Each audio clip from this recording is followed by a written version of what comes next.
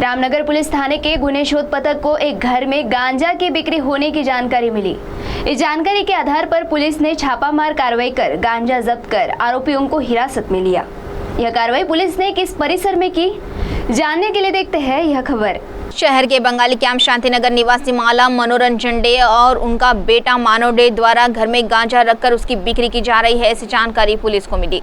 इस जानकारी के आधार पर पुलिस ने मौके पर पहुंचकर छापामार कार्रवाई की और तलाशी ली गई। तलाशी के दौरान गांजा पाया गया। करीब 12,200 रुपयों का मुद्देमाल पुलिस ने जब्त किया। आरोपियों को हिरासत में लेकर उन पर मामला दर्ज किया गया। इस कार्रवाई संदर्भ में विस्तार पूर्वक जानकारी पुलिस उप निरीक्षक कृष्णा प्रल्हाद दराडे ने दी। दिनांक 29/7/2026 रोजी गुन्हे शोध पथक रामनगर येथील सपोनी शिवाजी नागवे, सपोनी हनुमंत उगले व आम्ही कोकणी कृष्णा दराडे तसेच आमचा पूर्ण डीबी स्टाफ पोस्ट रामनगर गुन्हे हद्दीमध्ये पेट्रोलिंग करीत असताना मुखबिरद्वारे खबर मिळाली की मालाडे व मानवडे हे त्यांच्या राहते घरामध्ये गांजा सदृश्य वनस्पतीची विक्री करीत आहेत।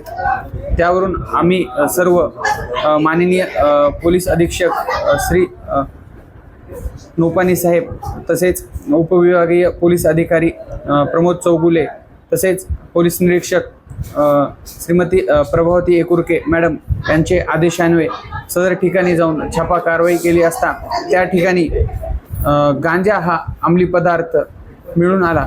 त्याचे दोन्ही पंच यांचे समक्ष वजनमाप केले असता 1 किलो 220 ग्रॅम असा गांजा आम्हाला मिळून आला व त्यातील पूर्ण कारवाई पूर्ण करून दोन्ही आरोपी नामे मानवडे व मालाडे यांना ताब्यात घेऊन पुढील कारवाई कामी पोस्ट रामनगर येथे आणून अटक करण्यात आलेली आहे।